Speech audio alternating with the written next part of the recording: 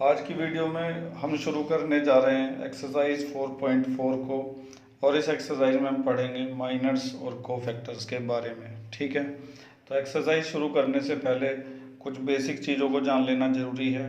अगर हम इनको जान लेंगे तो एक्सरसाइज करना हमारे लिए आसान हो जाएगा। ठीक है, तो अपना जो टारगेट है वो एक्सरसाइज समझने के बजाय कॉन्सेप्ट को समझने का रखा करें, तभी आप चीज़ों को आसानी से समझ पाएंगे। ठीक है, तो शुरू करते हैं माइनर्स और कोफैक्टर्स के बारे में समझना। तो सबसे पहले हम समझेंगे कि माइनर्स क्या होते हैं। ये समझ में आ गया तो उसके बाद जो है हमें कोफैक्टर्स के बारे में भी समझ में आ जाएगा। और जिन्होंने इससे पहले की एक्सरसाइज नहीं पढ़ी है पहले उनको पढ़ लीजिए, उसके बाद ही इस एक्सरसाइज को पढ़ना शुरू करिए। हर वीडियो में मैं आपको रिपीट करता हूँ कि कोई भी एक्सरसाइज पढ़नी है तो उससे पहले वाली एक्सरसाइज ज़रूर पढ़ी हुई होनी चाहिए, तभी अच्छा समझ में आता है। तो चलिए फिर शुरू करते हैं। सबसे पहले डेफिनेशन। एनसीईआरटी बुक के अकॉर्डिंग जो माइनर्स की डेफिनेशन है वो इस तरह से है। Minor of an element A I J of a determinant is the determinant. मतलब माइनर भी क्या होता है, एक डिटर्मिनेंट ही होता है। इस लाइन को अगर मैं समझाने की कोशिश करूँ तो इस तरह से है कि किसी भी डिटर्मिनेंट का जो माइनर है वो भी एक डिटर्मिनेंट ही होता है, obtained by deleting ith row and jth column. मान लो कि ये एलिमेंट A12 होता तो कौन सी रो को एलिमिनेट करते, फर्स्ट रो को, और कौन से कॉलम को एलिमिनेट करते, सेकंड कॉलम को। ठीक है, deleting the ith row and jth column in which the element Aij lies. Minor of an element Aij is denoted by Mij। तो ये जो डेफिनेशन है ना, पहले मैं तुम्हें एक प्रैक्टिकल करके समझा दूँ, उसके बाद डेफिनेशन दोबारा से समझाऊंगा, क्योंकि डेफिनेशन को समझना प्रैक्टिकल करने के बाद ज़्यादा आसान होता है। तो हम एक प्रैक्टिकल कर लेते हैं, माइनर निकाल के देख लेते हैं।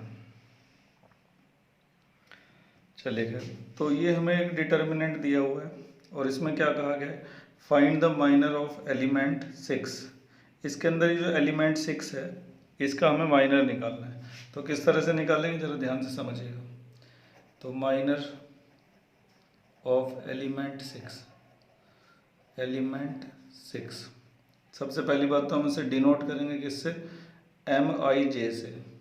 एम आई का मतलब उसकी रो कौन सी है, सेकंड, और जे मतलब उसका कॉलम, कॉलम कौन सा है, थर्ड। तो M23 हो गया।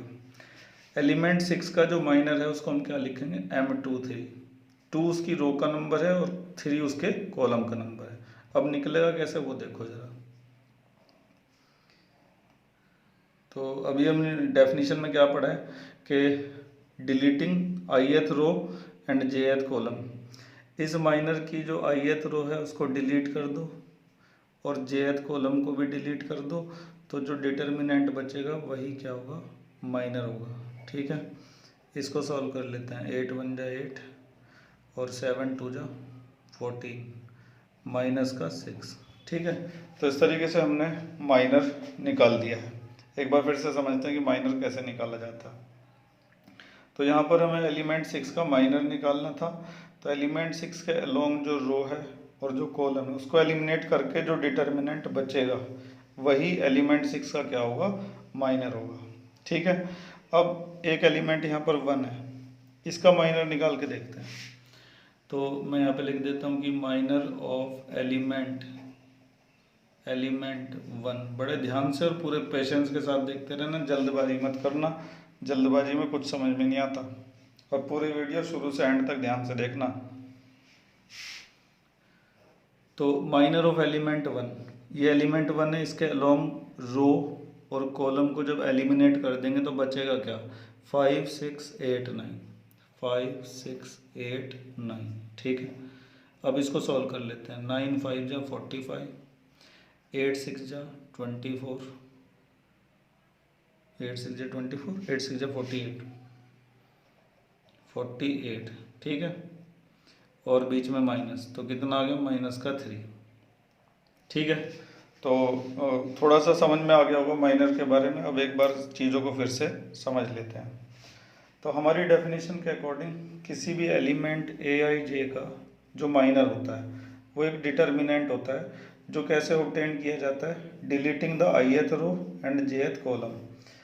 ith रो और jth कॉलम को डिलीट करके जो डिटर्मिनेंट बचेगा वही उस एलिमेंट का क्या होगा, माइनर होगा। तो यहाँ पे मैंने आपको दो माइनर निकाल के दिखा दिए। एक तो एलिमेंट 6 का माइनर निकाला, उसके अलोंग रो और कॉलम को एलिमिनेट करके क्या बचा 1 2 7 8। ठीक है, सॉल्व कर दिया उसको इस तरह से। इसी तरह से फिर एलिमेंट 1 का माइनर निकाला, उसके अलोंग रो और कॉलम को एलिमिनेट करके क्या बचा 5 6 8 9, उनको लिख दिया, सॉल्व कर दिया क्रॉस मल्टीप्लाई करके, ये आ गया। ठीक है, तो उम्मीद है कि माइनर निकालना आ गया होगा। अब माइनर के बारे में यहाँ पे एक और बात लिखी हुई है, minor of an element of a determinant of order n is a determinant of order n-1। तो जो माइनर होगा उसका ऑर्डर क्या होगा, n-1 होगा। अगर डिटर्मिनेंट का ऑर्डर n है, इसको समझने की कोशिश करते हैं। जैसे ये डिटर्मिनेंट था तो इसका ऑर्डर क्या था, इसका ऑर्डर था 3। ठीक है, और जो माइनर निकाल रहे हैं उसका ऑर्डर क्या है, उसका ऑर्डर है 2। तो अगर ये n है तो ये क्या है n-1 है। ठीक है, ये 3 था तो इसका ऑर्डर क्या है, इसका ऑर्डर है 2। ठीक है, तो अगर हमारे डिटर्मिनेंट का ऑर्डर n है तो उसके माइनर का ऑर्डर क्या होगा n-1। ठीक है, एक बार फिर से बोल देता हूँ कि माइनर क्या होता है, माइनर एक डिटर्मिनेंट होता है। कैसे मिलता है, उस एलिमेंट के अलोंग रो और कॉलम को डिलीट करके जो डिटर्मिनेंट बचता है वही उस एलिमेंट का माइनर कहलाता है। समझ गए। अब हमारे सामने लिखी हुई है डेफिनेशन 2 जो कि कोफैक्टर के बारे में है, लेकिन पहले मैं तुम्हें कोफैक्टर निकालना सिखाता हूँ और उसके बाद ये डेफिनेशन पढ़ के सुनाऊंगा। ठीक है, तो कोफैक्टर कैसे निकाला जाता है उसको समझ लेते हैं। उसके लिए पहले हमें माइनर निकालना पड़ेगा। ये जो हमारे पास अभी डिटर्मिनेंट है ये सेकंड ऑर्डर का डिटर्मिनेंट है और इसके अंदर हमें 4 एलिमेंट दिखाई दे रहे हैं।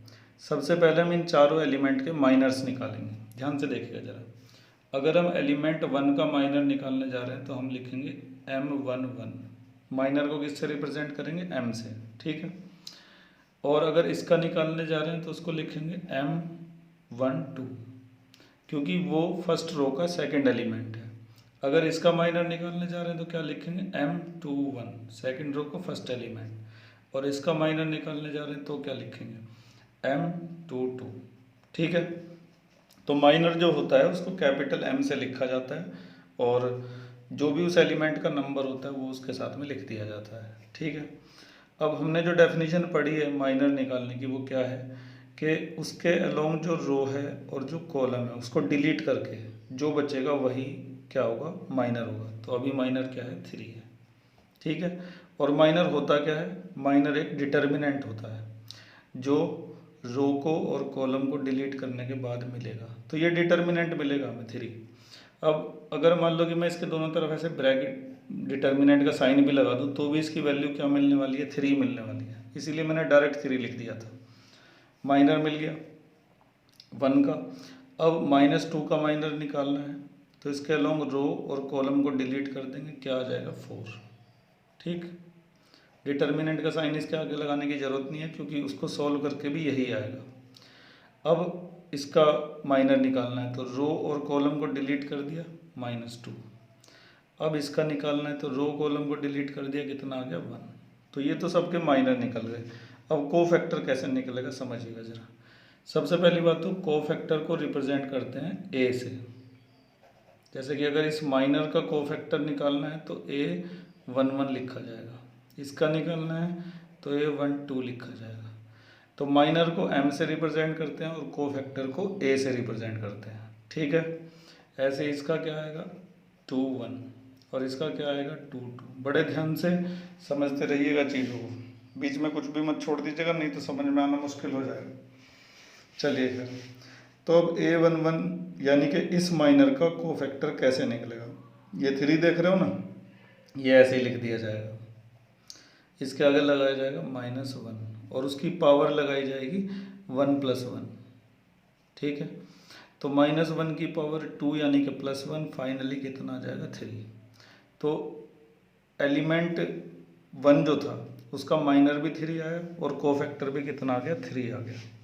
तो कोफैक्टर निकालने में कुछ नहीं करना होता, बस माइनर जो होता है ना उसको उसका साइन देना पड़ता है, माइनस का आएगा या प्लस का आएगा। और देखो 4 है, 4 को लिख दो, फिर -1 लिखो, उसकी पावर लगाओ 1 + 2, तो इस बार ऑड पावर आ रही है ना, तो -4, ठीक है। अब यहाँ निकालना है तो -2 लिख दिया, -1 की पावर कितनी लगेगी 2 + 1 यानी कि 3 फिर से ऑड है तो कितना आ जाएगा, माइनस आएगा यहाँ से, माइनस माइनस क्या हो जाएगा प्लस, ठीक है। अब यहाँ आ जाओ, अब थोड़ा डायरेक्ट कर सकते हो क्योंकि अब सीख गए हो ना। तो 2 + 2 4 है, -1 की पावर 4 यानी कि प्लस ही रहेगा, डायरेक्ट हो गया ये। तो माइनर और कोफैक्टर में कोई ख़ास प्रॉब्लम नहीं है, माइनर जो भी निकलेगा उसका कोफैक्टर क्या होगा उसके अकॉर्डिंग साइन देना पड़ेगा। अगर मान लो 1 1 लिखा है, तुम समझ जाओगे कि ये इवन आएगा, 1 + 1 2 आएगा, 2 आएगा तो जो -1 की पावर है वो 2 लग जाएगी और -1 + 1 बन जाएगा तो 3 आ जाएगा। तो कोफैक्टर जो होता है वो माइनर को साइन देता है बस, और कुछ नहीं, या तो माइनस देगा या फिर प्लस देगा। तो देखो ये प्लस आया, फिर माइनस आया, फिर प्लस आया, फिर प्लस आया, ठीक है। तो उम्मीद है कि कोफैक्टर समझ में आ गया होगा। अब डेफिनेशन देख लेते हैं। Cofactor of an element Aij is denoted by capital Aij, ठीक है। तो कोफैक्टर को किससे रिप्रेजेंट किया जाएगा, कैपिटल Aij से, और इस तरह से डिफाइंड किया जाएगा, ये मैंने तुम्हें करके दिखाई दिया, ठीक है। और where Mij is the minor of Aij। Cofactor और माइनर को समझने के लिए कुछ और सवाल भी हम कर लेते हैं, आगे बढ़ते हैं। एक और एग्जांपल हमारे सामने है जिसकी मदद से हम माइनर और कोफैक्टर को और अच्छे से समझ पाएंगे, तो बड़े ध्यान से देखेगा इस एग्जांपल को। करना क्या है इस एग्जांपल में, पहले वो पढ़ लेते हैं। Find minors and cofactor of element A11 and A21। Element A11 ये रहा, ठीक है। इसका हमें माइनर निकालना है, तो सबसे पहली बात तो माइनर को क्या लिखेंगे M11, ठीक है। माइनर होता क्या है, डिटर्मिनेंट होता है, तो ये लगा दिया डिटर्मिनेंट का साइन, ठीक है।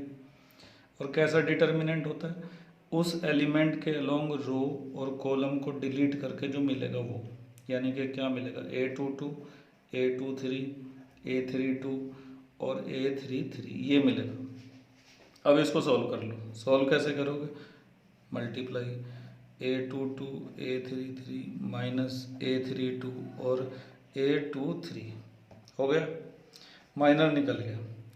माइनर निकालने के साथ साथ कोफैक्टर भी निकालना है, तो इसका जो कोफैक्टर होगा उसे क्या लिखा जाएगा A11, ठीक है। तो कोफैक्टर देखो 1 और 1, 1 + 1 क्या आएगा 2 आएगा, 2 का मतलब -1 की जो पावर लगेगी वो क्या लगेगी इवन लगेगी, और इसका मतलब ये +1 बन जाएगा इंटू M11, ठीक। अब -1 की पावर 2 यानी कि +1, तो इसको हटा ही देता हूँ, सीधा क्या आ गया M11 आ गया, और M11 ये रहा A22 A33 A32 और A23, समझ गए। और अच्छे से समझने के लिए आगे बढ़ो। अब हम निकलने जा रहे हैं M21 को, क्योंकि हमारा जो दूसरा एलिमेंट था वो ये था A21, तो इसका जो माइनर होगा उसे क्या लिखेंगे M21, और वो निकलेगा कैसे, A21 को ढूंढो कहाँ पर है, ये रहा, ठीक है। तो उसके अलोंग रो और कॉलम को डिलीट करके क्या मिलेगा A12 A12 A13 और A32 और A33 ये मिलेगा, ठीक है। फिर से रिपीट करता हूँ, माइनर क्या होता है, माइनर एक डिटर्मिनेंट होता है, कैसे मिलता है, उस एलिमेंट के अलोंग रो और कॉलम को डिलीट करने के बाद जो बचेगा वो डिटर्मिनेंट क्या कहलाएगा, उस एलिमेंट का माइनर कहलाएगा, ठीक है। Multiply A12 A33 minus A32 और A13, ठीक है, माइनर निकल गया। अब हमें कोफैक्टर निकालना है, तो A21 का कोफैक्टर निकालना है, तो उसको ऐसे लिखेंगे, हमारा एलिमेंट है A21, इसका कोफैक्टर क्या कहलाएगा, ये कैपिटल A21 कहलाएगा। तो इसमें कुछ खास नहीं है, बस इसको साइन देना पड़ेगा। तो -1 की पावर 2 + 1 यानी कि 3, ठीक है। जब आप इसकी अच्छे से प्रैक्टिस कर लेंगे तो आप ये चीज़ें डायरेक्ट भी कर सकते हैं। तो इंटू M21, -1 की पावर 3 माइनस ही आ जाएगा -1, और M21 की जगह ये पूरा आएगा A12 A33 माइनस A32 और A13, ठीक है। अब इस माइनस को अंदर मल्टीप्लाई कर दो तो माइनस का A12 A33 और प्लस का A32 और A13 आ गया, ठीक है। तो अगर आप इतना मुश्किल सवाल समझ गए तो इसका मतलब आपको पूरी एक्सरसाइज बहुत आसानी से समझ में आ जाएगी। तो मैंने पूरी कोशिश की है आपको माइनर और कोफैक्टर को समझाने की, अभी और कोशिश करूँगा, अभी बहुत कुछ बाकी है इस वीडियो में, ध्यान से देखते रहिए एंड तक। अब हमारे सामने कुछ इम्पोर्टेंट रिजल्ट लिखे हुए हैं जिनको समझना बहुत ही ज़्यादा ज़रूरी है। पहला जो रिजल्ट है वो देखिए क्या है, लिखा हुआ है if element of a row or column are multiplied with cofactor of any other row or column then their sum is zero. समझाने की कोशिश करता हूँ। अगर किसी रो के एलिमेंट्स, ठीक है, मल्टीप्लाई किए जाएं किसी दूसरी रो के कोफैक्टर्स के साथ तो उनका जो सम है वो क्या आ जाता है, ज़ीरो आ जाता है। जिन्हें अब भी समझ में नहीं आया वो यहाँ पे देखिए जरा। मान लो इस वाली रो के हमने एलिमेंट ले लिए A11 A12 और A13, और ये जो दूसरी रो है ना इसके कोफैक्टर ले लिए। इसके कोफैक्टर ऐसे होंगे A21, कोफैक्टर को किससे रिप्रेजेंट करते हैं, कैपिटल A से।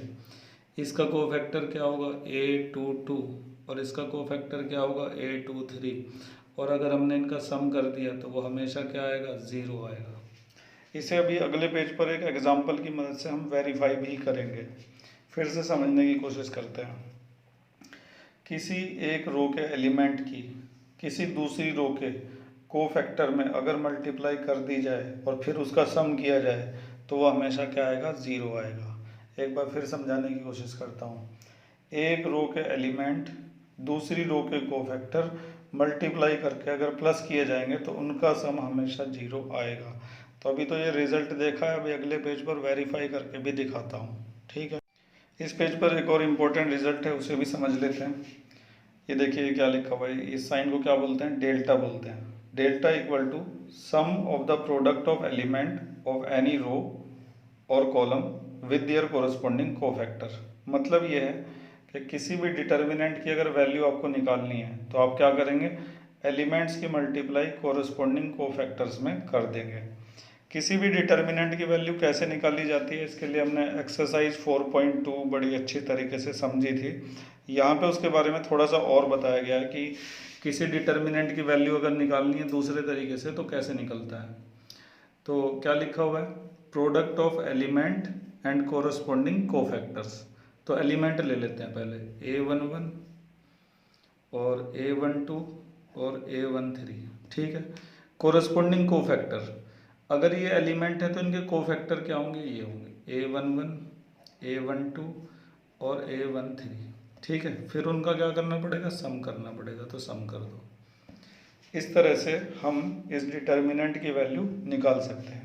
ये एक तरह से डिटर्मिनेंट को एक्सपेंड करने के बराबर ही है जो हमने 4.2 में पढ़ा था। तो फिर से रिपीट करता हूँ, अगर किसी रो के एलिमेंट्स की उस रो के कोफैक्टर्स में मल्टीप्लाई कर दी जाए तो आपको डिटर्मिनेंट की वैल्यू मिल जाएगी। तो इस पेज से दो इम्पोर्टेंट रिजल्ट हमें मिले हैं। पहला रिजल्ट तो ये मिला है कि अगर किसी रो के एलिमेंट्स की मल्टीप्लाई किसी दूसरी रो के कोफैक्टर्स में कर दी जाए तो उसकी वैल्यू क्या हो जाती है, ज़ीरो।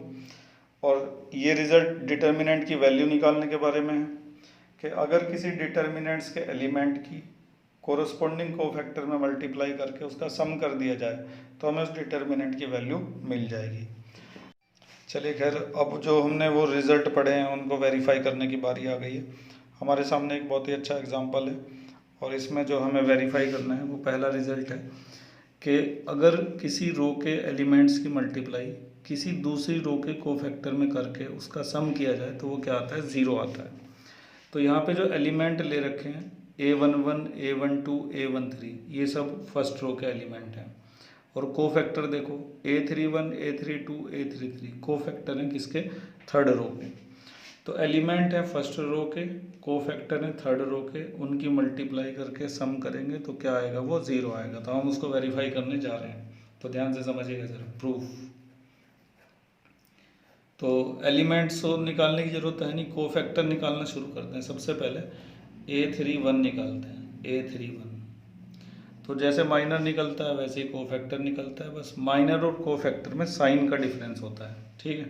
तो A31 थर्ड रो का फर्स्ट एलिमेंट ये है, इसके अलोंग रो और कॉलम को एलिमिनेट करके जो बचेगा वो -3, 5, 0 और 4, ठीक है। अब इसके आगे साइन लगाना है हमें, 3 + 1 4, 4 यानी कि इवन नंबर, तो इसके आगे प्लस ही लगेगा। मल्टीप्लाई कर लो, 4 3 जा 12 माइनस का, और 5 के 0 में करेंगे तो 0 = -12, ठीक है। A31 निकल गया। अब हम निकालने जा रहे हैं A32, ये जो एलिमेंट है इसका कोफैक्टर निकालने जा रहे हैं। तो इसके अलोंग रो को और कॉलम को एलिमिनेट करके या डिलीट करके जो डिटर्मिनेंट बचेगा वो लिखेंगे 2 6, इसको डिलीट किया, इसको डिलीट किया, 5 4, 5 और 4, ठीक है। करो मल्टीप्लाई, 2 4 जा 8, 5 6 जा 30, ठीक है, बीच में माइनस, और 30 में से 8 गया तो कितना बचा, 30 में से 8 गया तो -22 बचा। अभी इसका साइन भी देखना है, 3 और 2 कितना होता है 5, 5 यानी कि ऑड नंबर, ऑड है तो इसके बाहर क्या आएगा, माइनस आएगा, ठीक है। तो वो माइनस यहाँ पे भी लगेगा, और वो माइनस इसको क्या बना देगा, प्लस बना देगा, ठीक है। अब आ जाओ A31 पर, सॉरी A33 पर आ जाओ, ये वाला एलिमेंट, इसके कोफैक्टर निकालना है। तो रो और कॉलम को डिलीट कर दिया तो मिलेगा क्या हमें, 2 - 3, 2 - 3 6 और 0, ठीक है। 3 + 3 6 आएगा, 6 एक इवन नंबर है तो इसके बाहर क्या लगेगा, प्लस लगेगा, ठीक है। 2 के 0 में करेंगे 0, 6 3 जा 18 माइनस माइनस प्लस, ठीक है। बीच में जो माइनस आता है और ये वाला माइनस मिलकर प्लस बना देंगे, तो फाइनली कितना आ गया, 18 आ गया। अब हम उस चीज़ को लेते हैं, लिखेंगे नाउ क्या, A11 A31 A12 A32 A13 A13 और A33, ठीक है। अब इसमें वैल्यूज पुट करते हैं, A11 ये वाला एलिमेंट 2, देखो भाई ये छोटे वाला जो A होता है ये एलिमेंट होता है, और बड़ा वाला जो A है वो कोफैक्टर होता है, और इनके बीच में होता है माइनर। माइनर में कोफैक्टर में कोई ख़ास फ़र्क नहीं है, साइन का फ़र्क होता है। मान लो माइनर ही निकालना होता तो ये माइनर है ये, ठीक है। तो इसको भी ऐसे लिख देते हैं, -3 5 0 और 4, सॉल्व कर लेते हैं। तो 4 3 जा 12 माइनस का, और 5 के 0 में करेंगे 0, तो माइनर भी कितना आ गया, -12। अब मान लो हमें कि A32 का माइनर निकालना होता तो M32 लिख देते उसको, और ये पूरा माइनर हो जाता 2 5 6 और 4, ठीक है। और उसकी वैल्यू कितनी आ जाती, 4 2 जा 8 और 6 5 जा 30, माइनस का 22। तो माइनर की वैल्यू -22 है और कोफैक्टर की वैल्यू +22 है। तो माइनर में कोफैक्टर में डिफरेंस सिर्फ साइन का होता है, ठीक है। कई बार दोनों सेम आ जाते हैं, कई बार एक प्लस का आ जाता है और एक माइनस का आ जाता है। हमारे लिए इम्पोर्टेंट जो है वो कोफैक्टर है, क्योंकि आगे जितनी भी एक्सरसाइज है सब में कोफैक्टर का इस्तेमाल होगा, क्योंकि कोफैक्टर निकलता ही माइनर निकलने के बाद है, ठीक है। तो माइनर कोफैक्टर का फ़र्क फिर से समझ में आ गया। चलिए खैर अपने सवाल को कंटिन्यू करते हैं। तो एलिमेंट A11 क्या है, 2 है। कोफैक्टर A31 क्या निकाला है, -12 प्लस एलिमेंट A12 -3। पहली रो के एलिमेंट ले रहे हैं, 2 ले लिया, -3 अब ले रहे हैं। कोफैक्टर A32 22, A13 5, कोफैक्टर 18, ठीक है।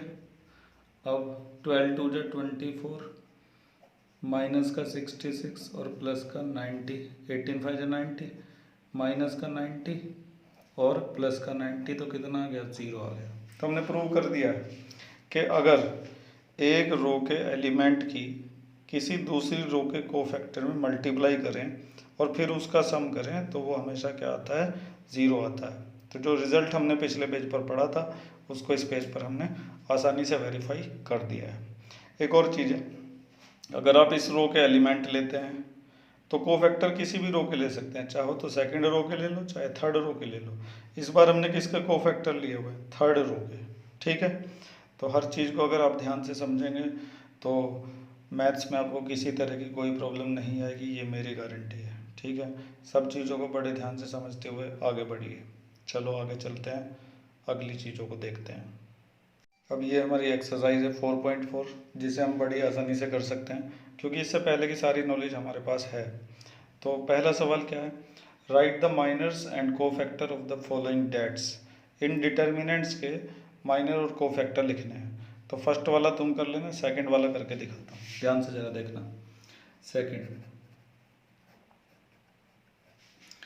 तो अगर हमें इस एलिमेंट का माइनर और कोफैक्टर लिखना है तो इस एलिमेंट का जो माइनर है वो M11 होगा क्योंकि फर्स्ट रो का फर्स्ट एलिमेंट है वो। तो उसके अलोंग कॉलम और रो को डिलीट करके क्या बचेगा, D बचेगा। ठीक, अब आ जाओ कोफैक्टर पे। कोफैक्टर को A11 कहेंगे, D ऐसे ही लिख दो। साइन देखो जरा क्या आएगा, 1 + 1 यानी कि 2, 2 यानी कि इवन नंबर। अब -1 की पावर, चलो लगा के दिखा देता हूँ, 2 लगा दी तो +1 बन जाएगा। फाइनली क्या आ गया, D आ गया। माइनर कोफैक्टर दोनों सेम आ गए। अब आगे बढ़ो, A12 ये वाला, इसको डिलीट करो, इसको डिलीट करो, क्या बचा, B। कैपिटल A12, अब -1 की पावर 3 लगेगी, -1 ही आ जाएगा, तो माइनस का B आ जाएगा। उम्मीद है कि समझ गए होंगे, 12th में पढ़ रहे हैं आप। और इसके बाद आता है M, इसका 21, दूसरी रो का पहला एलिमेंट है ये, डिलीट करा रो और कॉलम, बचा क्या, C।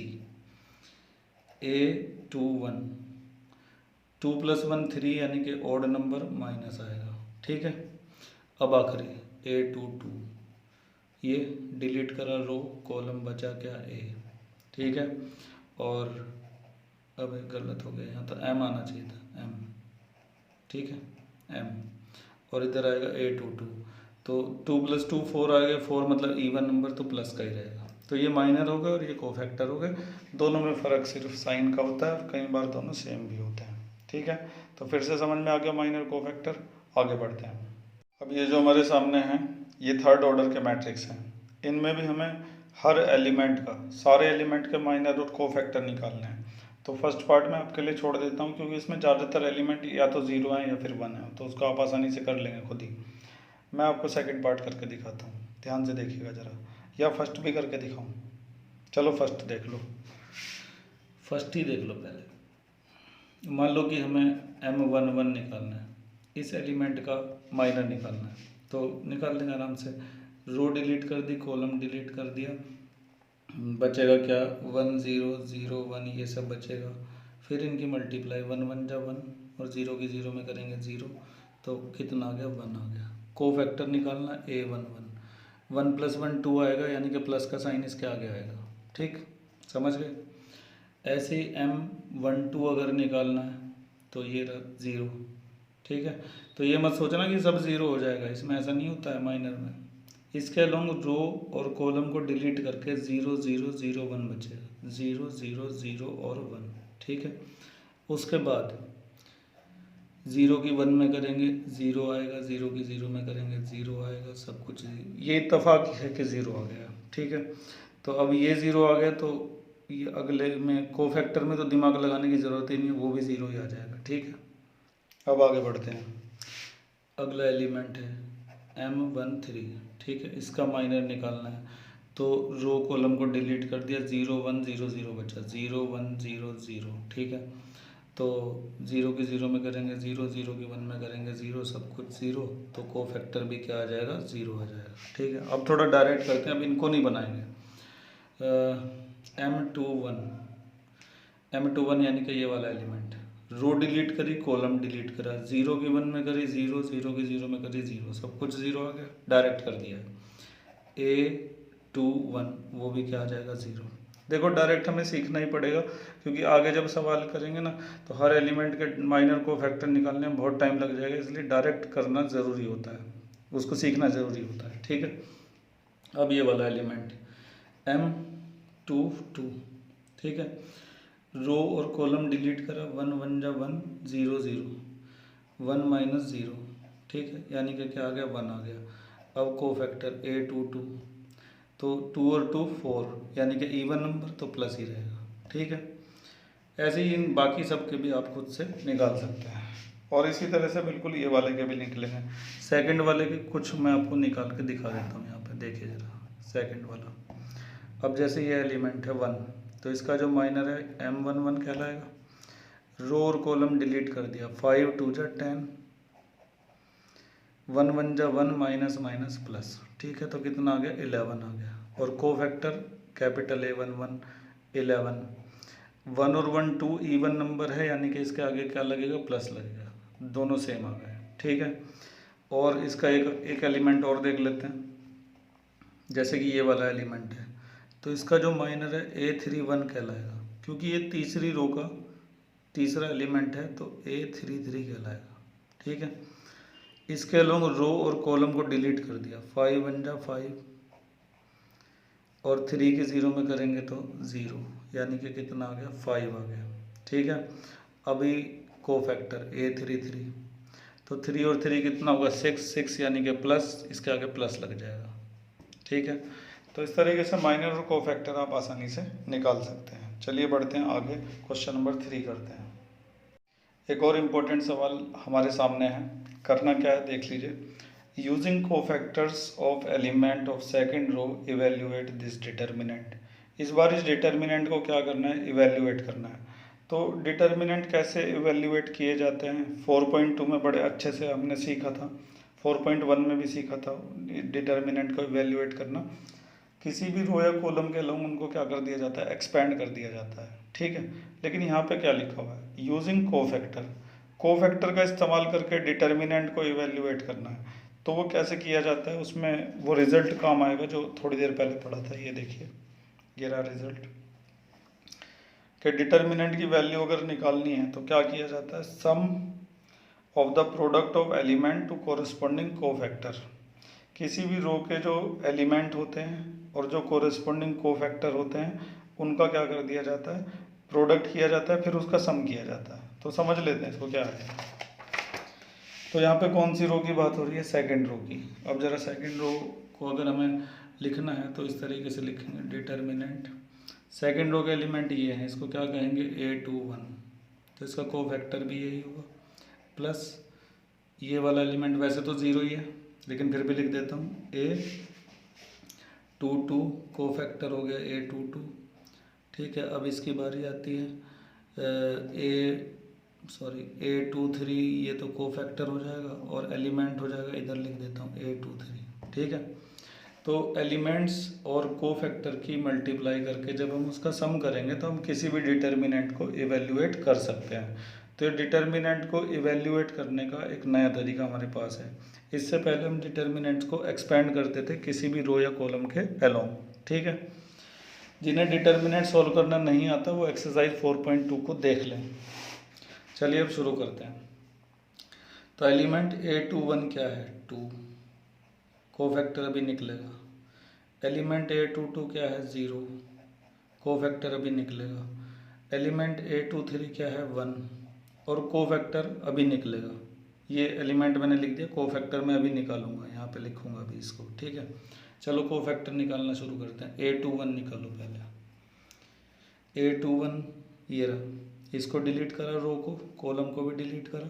3 8 2 3 बचा, तो 3 3 जा 9 और 8 2 जा 16 और बीच में आएगा माइनस, और इसके बाहर क्या आएगा 2 +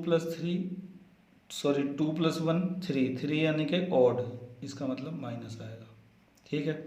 16 में से 9 गया तो 7 बचा माइनस का, लेकिन वो बन जाएगा प्लस का 7, ठीक है। यहाँ पे भर देते हैं। अब A22 की बारी आती है, ठीक है। कोफैक्टर A22 इससे आएगा। वैसे तो इसको निकाल के यहाँ रखने का कोई फ़ायदा नहीं है, 0 ही हो जाएगा, तुम्हारे समझने के लिए निकाल रहा हूँ बस। इसको डिलीट करा, इसको भी डिलीट करा। 5 3 जा 15, 1 8 जा 8, बीच में लगेगा माइनस, इसके बाहर क्या लगेगा, प्लस लगेगा, ठीक है। 15 में से 8 गया तो फिर से क्या आ जाएगा 7, इसके बाहर क्यों प्लस लगेगा, 2 + 2 क्या होता है 4 होता है, 4 मतलब इवन नंबर, इसलिए इसके बाहर प्लस लगेगा। तो कितना आ गया 7 आ गया, यहाँ पे रख दो। अब बारी आती है इसकी A23 की, सॉरी ये वाला A23, तो A23 निकालो। इसके लिए रो और कॉलम को डिलीट करा, 5 3 1 2, तो 5 2 जा 10 और 1 3 जा 3 और बीच में लगेगा माइनस, तो कितना आ गया 7। बड़े इत्तेफाक की बात है कि सारे के सारे 7 ही आए। एक चीज़ और है, साइन चेक करो, 2 3 और 2 5, 5 यानी कि ऑड, बाहर लगेगा माइनस, ऑड है तो माइनस, इवन है तो प्लस, ठीक है। तो ये हो गया आपका माइनस का 7। अब इसको सॉल्व करते हैं तो डिटर्मिनेंट की वैल्यू हमारे पास आ जाएगी, 2 7 जा 14, ये वाला हिस्सा तो ज़ीरो ही हो गया और वो हो गया माइनस का 7, तो वैल्यू कितनी आ गई 7, ठीक है। तो इस सवाल में क्या है कि डिटर्मिनेंट को वैल्यू निकालने का, डिटर्मिनेंट की वैल्यू निकालने का ये नया तरीका हमने सीखा कि अगर उस रो के एलिमेंट की मल्टीप्लाई उस रो के कोफैक्टर में कर दी जाए तो आप डिटर्मिनेंट की वैल्यू निकाल सकते हैं। इससे पहले आप डिटर्मिनेंट की वैल्यू निकालना जानते हैं, उसके लिए डिटर्मिनेंट को एक्सपेंड करना पड़ता है किसी भी रो या कॉलम के अलोंग। इसके अलावा बहुत सारी और भी प्रॉपर्टीज़ होती हैं जिनकी मदद से डिटर्मिनेंट की वैल्यू निकाली जाती है, उसके लिए पढ़नी होती है एक्सरसाइज 4.2। तो ये हमने एक्सरसाइज का तीसरा सवाल देखा है, कंप्लीट हो चुका है। आगे बढ़ते हैं, मोस्ट इम्पॉर्टेंट क्वेश्चन करते हैं इस एक्सरसाइज का, 5वां सवाल देखिए।